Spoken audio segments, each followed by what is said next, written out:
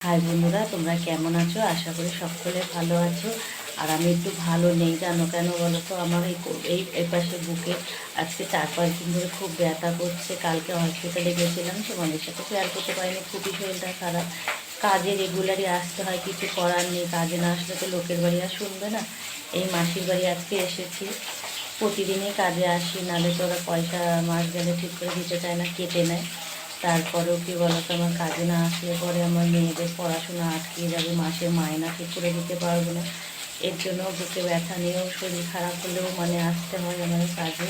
আর বাড়ি গিয়ে আমি কিছুই করি না, আমার বড় মেয়ে সব করে, আমি শুয়ে থাকি। আর আজকে এই মাসির বাড়ি কী রান্না করছি সেটুকু তোমাদের সাথে শেয়ার করে চলো। আজকে এই মাসির বাড়ি কী রান্না হচ্ছে বলো তো?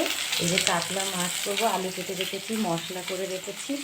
আর এটা বেগুন দিয়ে উচ্ছে দিয়ে একটা ভাজা করেছি। ভাত বসিয়েছি, রুটি হবে, আটা মাখিনি এখনও। একটুখানি তোমাদের সাথে গল্প করে নিলাম।